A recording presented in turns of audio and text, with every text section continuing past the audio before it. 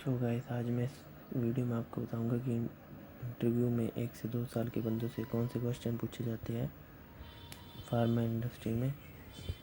तो ये है हमारे पास कुछ क्वेश्चन, जैसे कि what is the principle of HPLC.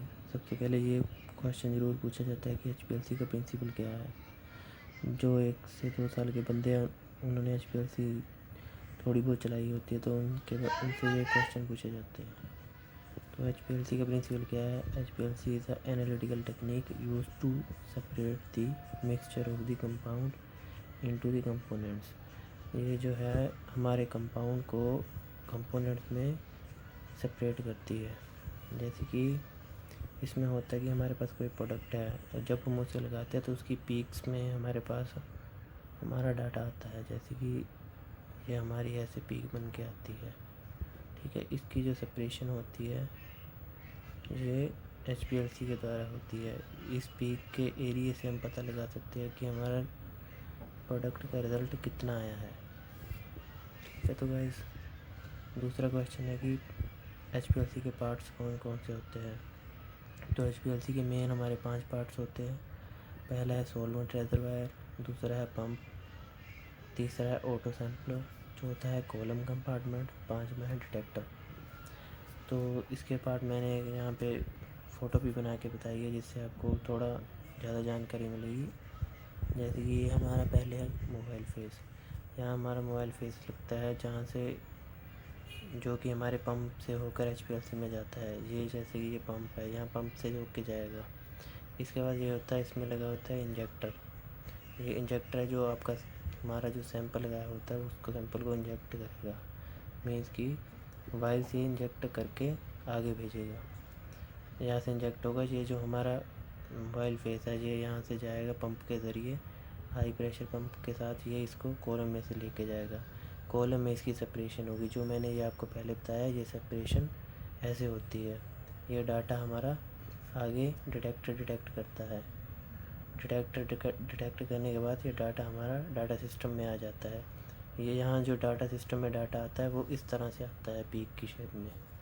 इसको हम क्रोमेटोग्राम कहते हैं। तो आगे मैं आपको बताऊँगा कि कुछ और क्वेश्चन कैसे पूछे जाते हैं।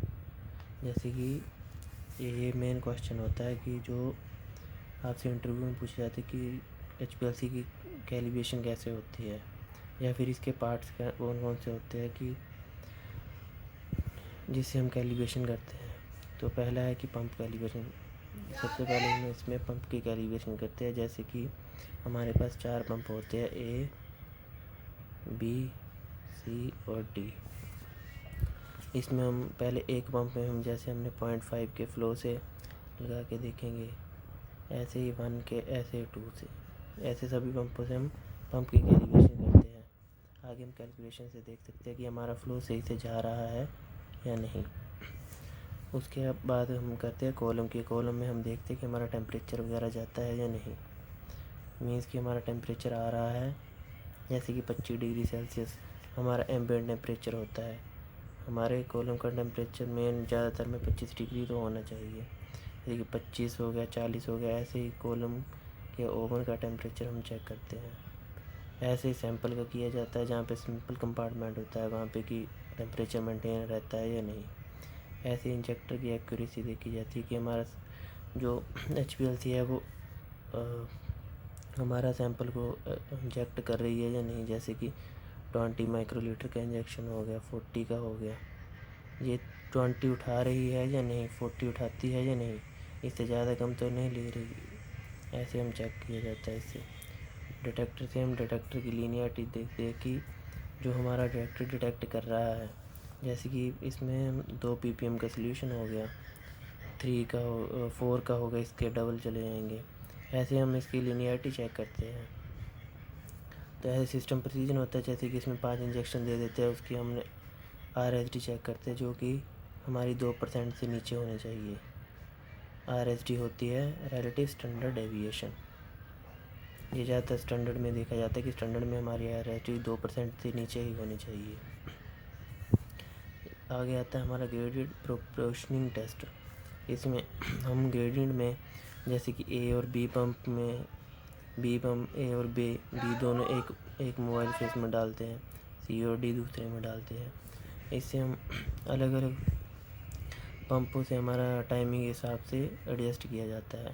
इसमें जो चेक किया जाता है कि इसकी लिमिट भी, आपको इनमें लिमिट्स भी याद होनी चाहिए।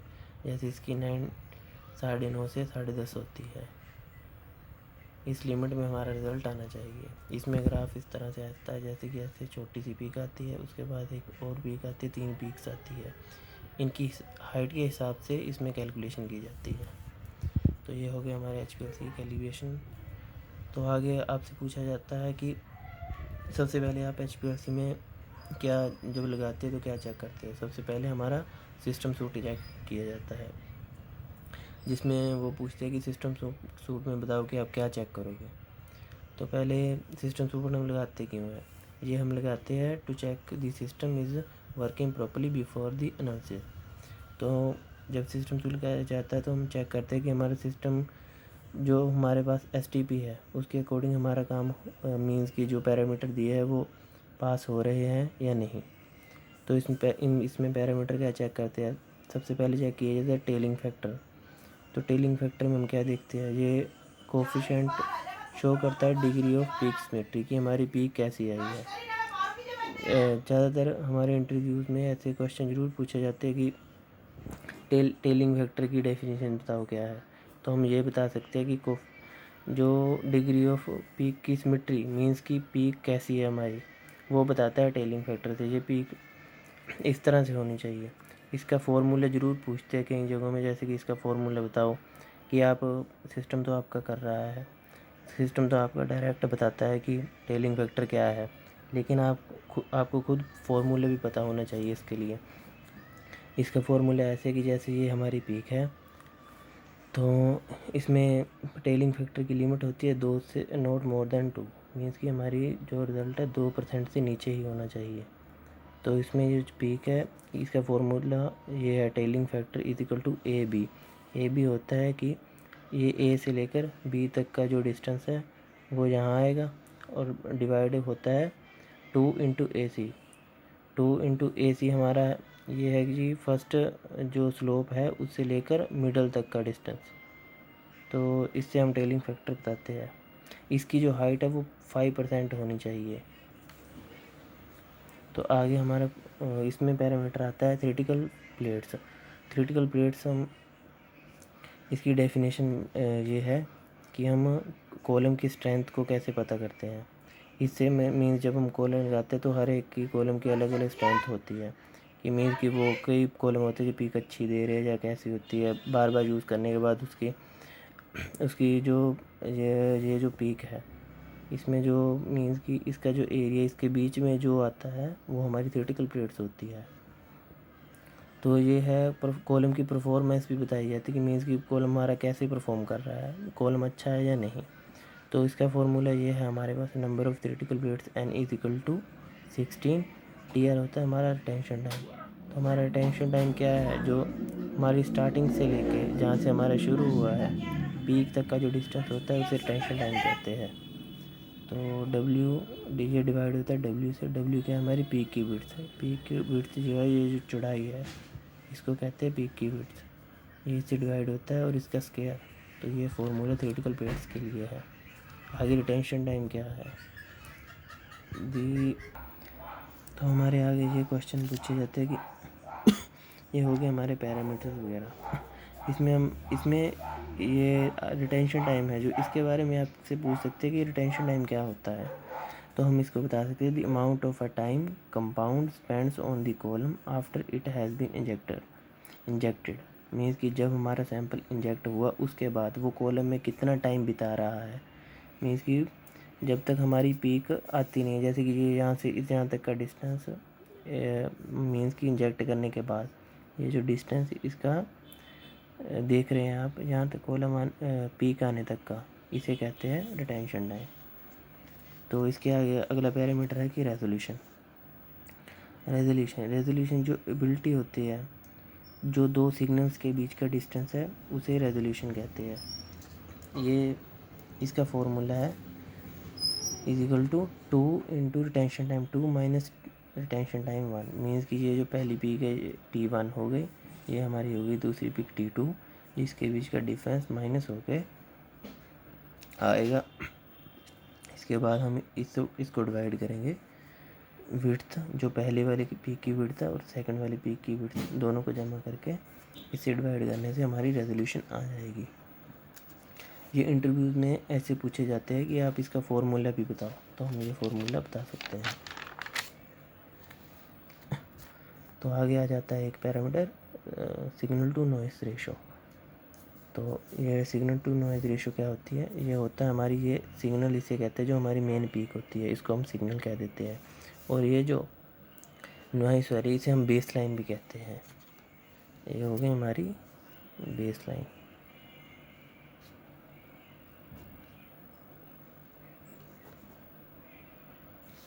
बेस लाइन ठीक है। ये जो ऊपर नीचे जा रही है, ये जो बेस लाइन, इसको हम ऐसे डिफाइन कर सकते हैं कि इसे 2 इंटू, ये इसका फॉर्मूला भी है 2 इंटू एस। एस मीन्स ये पीक, ये सिग्नल है जो इसकी हाइट है वो ये आ गई।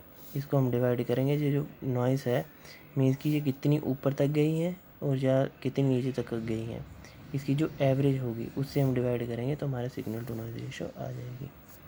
जितनी ज़्यादा हमारी सिग्नल टू नॉइस रेशो की वैल्यू होगी उतने ही हमारी आउटपुट बेटर होगी, मीन्स कि उतना ही हमारी मीन्स कि अच्छा आ रहा है, हमारा रिज़ल्ट अच्छा आएगा। तो जैसे कि सिग्नल टू नॉइस रेशो 0 होगी, इसका मतलब है कि हम यही नहीं पता लगा सकते कि वो सिग्नल है या नॉइस है। मीन्स जैसे कि देखो सिग्नल टू नॉइस रेशो 0 हो गई तो हमें पता ही नहीं लगेगा कि हमारी पीक कौन सी है। यदि कैसे पता लगेगा हमें कौन सी हमारी पीक है, जब कौन सी बेस लाइन है। इसलिए ये भी एक ज़रूरी पैरामीटर है। तो आगे हमसे ये ऐसे क्वेश्चन और पूछे जाते हैं, जैसे कि why we use ACN and methanol for column washing. हम अपने कॉलम वाशिंग के लिए ACN एंड मिथेनॉल क्यों यूज़ करते हैं? तो इसका आंसर हम ऐसे दे सकते हैं कि क्योंकि ये गुड सॉल्वेंट्स है, कॉलम वाशिंग के लिए अच्छे होते हैं। ACN जो हम यूज़ करते हैं ये हमारे जो कॉलम की रिएक्टिविटी है इसमें जो कम केमिकल्स में रिएक्ट करते हैं, मीन्स कि इसकी केमिकल रिएक्टिविटी बहुत कम है, जो कि हमारा जो भी कॉलम से मीन्स कि जो पार्ट्स बीच में प्रेजेंट है, जो कुछ भी है उससे वो केमिकली रिएक्ट नहीं करेगा। हाईली मिक्सेबिलिटी मीन्स ये अच्छी तरह से मिक्स हो जाता है वाटर में, तो इसको मिक्स करके हम अच्छी कॉलम की वॉशिंग कर सकते हैं। तो आगे हमसे कौन से और क्वेश्चन पूछे जाते हैं तो बताएंगे why we use buffer in mobile phase. जो मोबाइल फेस हम बनाते हैं उसमें दो चीज़ें होती हैं, मीन्स कि एक होता है हमारे पास बफर, जो हम बफर बनाते हैं, जैसे कि हमने पोटाशियम डाइहाइड्रोजन फॉस्फेट यूज़ कर लिया 6.8 का बना दिया, तो ऐसे हम बफर ऐसे बनाते हैं कि 6.8 ग्राम जो पोटाशियम डाइहाइड्रोजन हमने 1 लीटर में ले लिया, तो उसको हम बफर कहते हैं। बफर से हमारी पीक मीन्स कि जैसे हम मोबाइल फेस बना रहे हैं जिसकी बफर और ACN यूज़ कर रहे हैं, बफर प्लस ACN, तो हमारे बफर से ऐसा होगा कि हमारी पीक आगे जाती है, ACN से कम होती है, कि इससे मिक्सचर से हम ये हमारे पंप के ज़रिए जाता है, जो कि हमारी पीक जैसे कॉलम में पीक आती है इसके लिए ये यूज़ किया जाता है। बफर इसमें क्यों यूज़ करते हैं? बिकॉज़ ये इसकी जो जैसे कि इसकी pH सेट होती है, जो pH हम सेट करते हैं वो हमारी पीक के लिए बहुत ज़रूरी होता है, क्योंकि pH से ही हमारी जो पीक बहुत इफ़ेक्ट करती है कि पीक की फ्रंटिंग या कुछ आ रही है आगे पीछे। अगर आपकी pH सही नहीं है तो आपका पीक भी अच्छी नहीं आएगी। क्या पता हो सकता है कि पीक आए ही ना अगर आपकी pH सही एडजस्ट नहीं है। हर एक प्रोडक्ट की जो मोबाइल फेस बनता है उसकी pH अलग अलग होती है।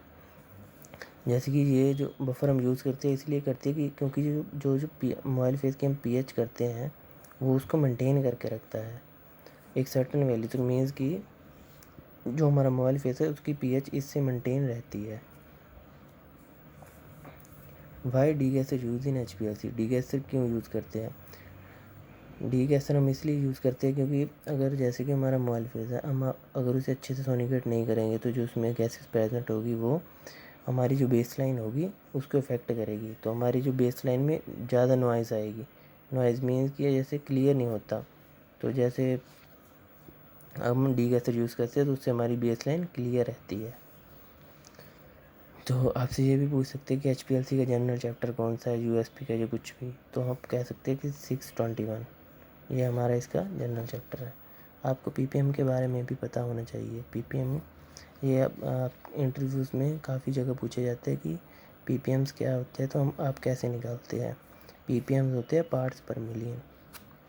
तो इसमें मैंने एक एग्जांपल लिख के आपको बताऊंगा कि if we take 25 mg of nicorandil content in 100 ml volumetric flask, means हमने जो निकोरेंडल कंटेंट है, जैसे हम इसे एज ए स्टैंडर्ड यूज़ करते हैं, जो हमारी टैबलेट्स होती है उसमें हम कंटेंट डालते हैं।